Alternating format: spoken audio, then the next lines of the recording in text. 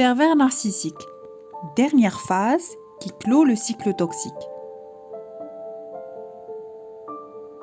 La dernière phase, et non des moindres, commence si vous décidez d'arrêter la relation toxique ou d'installer des limites claires et solides. Cette phase est appelée la phase d'aspiration, venant de l'aspirateur, en anglais hoovering. La personne toxique essaye par tous les moyens de reprendre contact avec vous et jouer de toutes ses cartes pour que vous retombiez dans son piège et dans le cycle encore. L'aspiration se fait par deux moyens, essentiellement celui qui vous fait craquer le plus, la séduction et la culpabilisation. En milieu familial, ça se traduit par un coup de fil du membre toxique car il ou elle ou un autre membre de la famille a de gros soucis de santé ou d'argent ou un souci qui doit vous faire culpabiliser ou responsabiliser à un certain point. Et vous vous retrouvez en train d'enlever vos barrières une à une, jusqu'à ce que vous vous retrouviez en train de refaire l'histoire et de refaire partie de leur cycle malsain. En milieu professionnel, cela peut être une réunion où vous aurez les excuses que vous attendiez tant, et même une promotion et une petite tape au dos. Le temps de revenir sur votre décision de démissionner et de continuer le cycle jusqu'au prochain abus. Dans le couple, le partenaire toxique va jouer sur les deux cordes. La séduction, en vous demandant pardon, car il vient tout juste de comprendre à quel point vous l'aimiez et à quel point vous étiez une personne formidable et rare. Il va essayer de reproduire la phase lune de miel pour vous faire retomber dans ses bras. Et la culpabilisation, qui est plutôt une béquille qui aide le narcissique à vous attirer plus efficacement et plus rapidement, surtout si vous avez des enfants ensemble.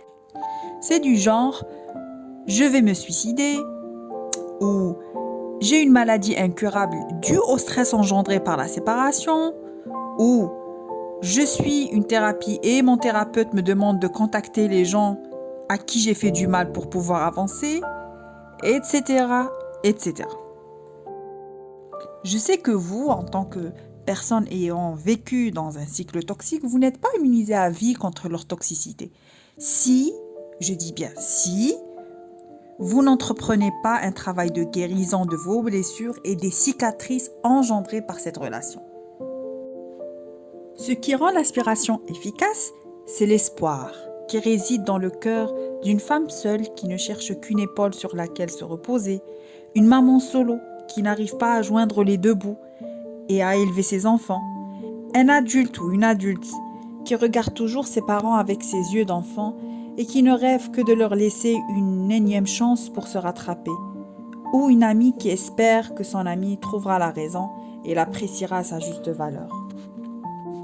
Ressentir cela n'est pas une tare, mais il faut juste apprendre à tirer les bonnes leçons le moment venu afin de nous mettre enfin au centre de notre vie. Bien entendu, l'aspiration a pour but de reprendre le cycle toxique et l'abuseur l'utilisera pour exercer un contrôle sur sa proie afin qu'elle ne puisse pas lui échapper encore une fois. Le cycle reprendra de plus belle et la phase de dévalorisation risque d'être plus intense.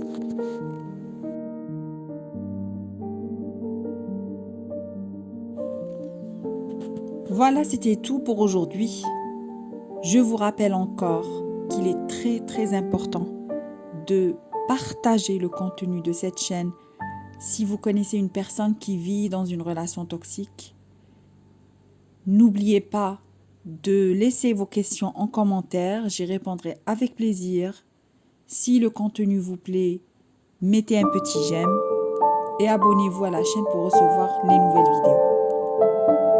Entre-temps, n'oubliez pas, dites non à la violence et épanouissez-vous.